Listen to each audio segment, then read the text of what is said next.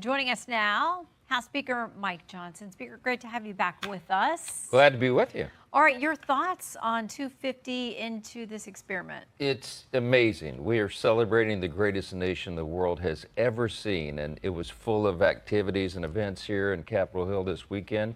We were up till over after 2 a.m., 2 nights in a row, and could have kept going. The president was excited to deliver that speech in spite of the elements last night, and he told me backstage before he went out there, Mike, there's no way we could have postponed this. I said, you're right, sir. It was really well done.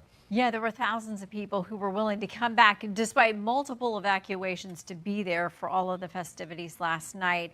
The president touched on something. He touched on this idea of the return of communism. And I know that you've talked about this too. Democrats are having to grapple with who's calling the shots in their party as these Democratic Socialist members are having great success. But Steve Bannon said some interesting things to Politico this week that neither Republicans nor Democrats really fully grasp what they're dealing with here. He says this: if you're playing the old politics of tax cuts and wars everywhere and doing the bidding of Israel, his words, let me be blunt, you're finished. I just keep telling people it's a flashing red light, and the Senate Majority Leader John Thunes of the world and House Speaker Mike Johnson better understand that wide across coast to coast, every swing district, the blue states, red states, saying the same thing. There are many Mamdanis popping up, running for Congress around the country, and you better be very serious about this. This is a serious threat to our whole system of government. These are Marxist. It's communism, socialism. Those are deviations of Marxism. Begins with the opposite premise of America, and it is a serious threat to us. These people want to say, they're saying it out loud, they want to abolish all borders, they want to abolish all prisons, they want to defund the police, they want to abolish the U.S. Senate, they want to pack the Supreme Court, they want the government to take over control of all production. This is communism, and it has led to the murder of innocent people, tens of millions of them in the 20th century alone. We have to fight this. We're no longer just in an election cycle. We were saying it was common sense versus crazy. Now it's common sense versus communism, and everybody needs to wake up. Well, you talk about all the things that they're for, and the Democrats are having to have this internal fight over how much of this they're going to allow. They keep saying that they have a big tent, but do you think they internally understand what their party is facing? I think quietly the Democrat establishment on Capitol Hill understands that, but they feel powerless to stop it, because if they stand up and say this is wrong, Ronald Reagan used to warn about communism. He talked about it, that it was a distant threat across the world, and now the barbarians are inside the gate. So this election cycle is for all the marbles, Shannon. This is not your father's Democrat Party. That party's long gone. Well, you've got your own GOP stuff to deal with. Politico puts it this way: intra-party fights, tight margins, election year pressures with an indifferent president have grounded the pre-midterm legislative plans of GOP leaders on the Hill. Just a handful of days, they say, to get anything done. House leaders in particular, they say, appear to have lost control of their chamber. You had to send folks home. I mean, the House floor was brought to a stop, not by Democrats, but by some Republicans. How are you dealing with their concerns? Well, the Hill Press Corps has been writing this for the last 2.5 years. Okay, we have the smallest margin in U.S. history. I functionally have a one-vote margin on most days. And so we work through everybody's preferences on legislation. And this week, a handful of Republicans took down the procedure rule to advance legislation.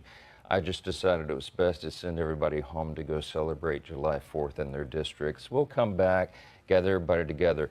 The big urgency is to get Save America passed. The president has that as a top priority, and so do I. We passed it 3 times in the House. It's forthcoming.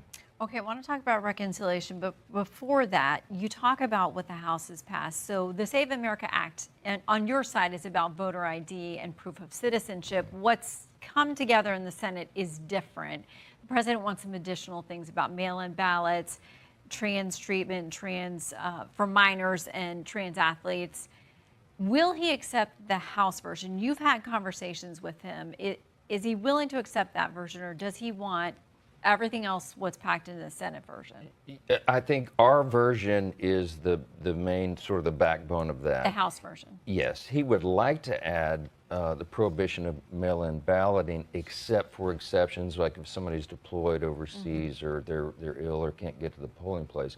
But he understands that one is a bigger reach. If we can get proof of citizenship and photo ID to vote, that eliminates so much of the problem, all the fraud and everything that everybody's concerned about in our elections, particularly, frankly, in these blue states. Look at California. They're still counting ballots from an election that happened a month ago. It's crazy, and everybody understands that. So one of the folks who's leading this conversation is Congresswoman Anna Paulina Luna. And when the House rule got shut down, you sent everybody home because you couldn't move forward. She tweeted, "I don't care who hates me in the chamber for it." She clearly has a point to pass bill. Our frontline members promised this to their voters. Let's deliver. Now, she apparently felt the conversation about adding it to the defense bill was not adequate, that it would be done in a way that would allow potentially the Senate to strip it back out. So have you had that conversation with her? I've had the conversation with her many times and with our Senate colleagues as well. What she was saying just frankly isn't true. What we did was a MERV, and that's a technical term to say we merged the NDAA, the National Defense Authorization Act, with the Save America Act that we passed back in February, unanimously with all Republican votes. That is puts it in the base text. It merges the two bills into one, and it's transmitted to the Senate that way. So what she was saying just simply isn't accurate. I tried to explain that to her on the floor. Nobody's mad at Anna. We all want the same thing. She's a team player. She's a dear friend of mine. We're going to get this done. And I reminded her, and she said herself, you know, we have done this in the House now 3 times already. We're going to do it again. And I'm going to put it in a reconciliation bill so that we can get it through the Senate. The problem is there's only 53 Republicans in the Senate. And to do substantive legislation, you need 60 votes. There is zero chance, Shannon, that 7 Democrats are going to help us on election integrity because, as the president rightfully says all the time, they count on this. I think some of them allow. Talking about reconciliation, just a few weeks ago, it came up in a Senate appropriations hearing. Senator Mitch McConnell said, then I think it's safe to conclude there will not be another reconciliation bill, so it's really not an option. Senator Susan Collins was sitting right next to him, and she followed that up saying, I agree with that assessment. So what do you say to your House members who say we can't count on reconciliation because the Senate may not do it? Well, I've spoken to Leader Thune about this quite a bit, individual senators. I think some of that that lack of belief there is based upon what they think may be in it. What we're planning to do is send over a bill that will be irresistible for any Republican. Really incredible piece of legislation that will get the job done, meaning that we will continue to increase affordability, we will reduce fraud, waste, and abuse in government, and we'll secure elections. Every Republican would vote for that if packaged correctly, and that's what we're planning to do right now. All right, so that's where Save America Act is going to move to the Senate, is probably through that plan. Okay, I want to talk to you about the Supreme Court's decision this week on birthright citizenship. The president tweeting afterwards, Truth Social, he said, we can easily make it up in Congress through legislation. No long and unwieldy constitutional amendment is necessary. A lot of conservative voices did not read the opinion that way, including Governor Ron DeSantis, Harvard Law grad, not exactly a slouch. In this department, he said, constitutional amendment or a future court to overrule this. Mike Lee joining in with that as well. The senator saying it's going to be a long fight to a constitutional amendment. You, I knew before Congress as a constitutional attorney and scholar. What say you about how this gets done, if there's a change to be made? Well, I used to litigate constitutional law cases, so I really enjoyed Justice Clarence Thomas's dissent. It's everybody should read that, must read. He explained that the 14th Amendment, the original intent, was to enhance and really value citizenship, and it's been devalued because of birthright tourism, which is what we have now. It's a threat to the rule of law and national security. We do need to address it. We're looking at all angles. If there's some legislative fix, we'll advance that immediately. If it's a constitutional amendment, as you know, it takes a little more time. But we've got to address this. It really is a serious, serious issue. Time for folks to brush up on Schoolhouse Rock. It is Yes. quite a process, and it isn't often done. All right, Speaker, good to see you. Thank you so Great much. to see you. Founded October 7, 1996 by media mogul Rupert Murdoch and former Republican media consultant Roger Ailes. Mission Perspective. It was established to provide an alternative to what the founders perceived as a liberal bias in the mainstream media of the 1990s. The network is widely characterized as having a conservative editorial stance.